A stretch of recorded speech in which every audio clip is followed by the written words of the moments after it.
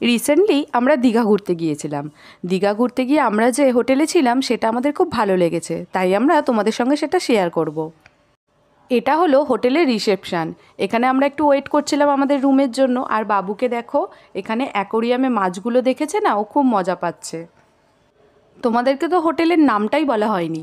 হোটেলের নামটা ছিল হোটেল আশিয়ানা ইন। এবারে আমরা ফ্যামিলি সমেত ঘুরতে গিয়েছিলাম।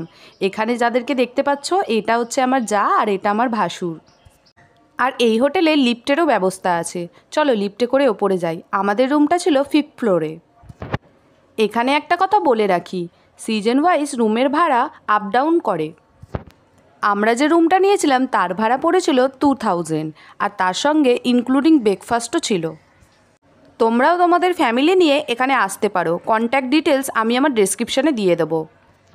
চলো এবার রুমের ভেতর যাওয়া যাক। আমাদের রুম নাম্বার ছিল 503।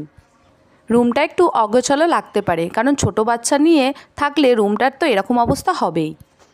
সেসব দিকে নজর না দিয়ে তোমরা শুধু রুমটা দেখো।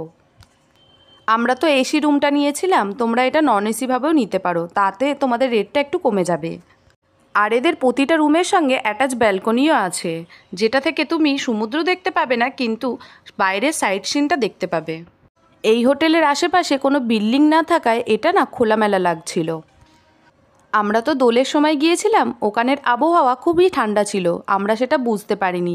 আমরা বেকার এসি নিয়েছিলাম, তাই শুধু পাখা চালিয়েই কাজ হয়ে গেছে, এসি চালানোর কোনো প্রয়োজনই হয়নি। আর এই হোটেলের স্টাফের ব্যবহারও খুব ভালো। আর এদিকে বাবুকে দেখো, এরম ফোন তো কোনো দিন দেখেনি, তাই সারাক্ষণ কাকে যে ফোন করছে, খালি এটা নিয়েই খেলা করছে। চলো এবার তোমাদের দেখাই এই হোটেলের নিজস্ব রেস্টুরেন্ট। এখানে আমরা ব্রেকফাস্টের জন্য এসেছিলাম। এখানে বুফে সিস্টেম ব্রেকফাস্ট ছিল। চলো কী কী নিচ্ছি তোমাদের সঙ্গে সেটাও শেয়ার করছি। প্রথমে আমি কয়েক পিস তরমুজ নিয়ে নিলাম।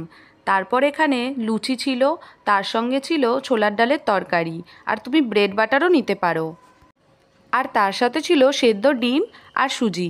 প্রতিটা আইটেমই তুমি বারবার নিতে পারো, মানে এগুলো সবই আনলিমিটেড আছে। আর এদিকে ছিল চা। আমি তো চা খাই না, তাই জন্য চা আর নিলাম না। এখানে লাঞ্চ আর ডিনারেও ব্যবস্থা আছে, কিন্তু সেটার জন্য আলাদা তোমাকে পয়সা দিতে হবে। বাবুকে দেখো আলাদা প্লেট নিয়ে ও বসে পড়েছে। চলো আমরা খেতে থাকি, তোমাদের সঙ্গে দেখা হবে পরের ভিডিওতে।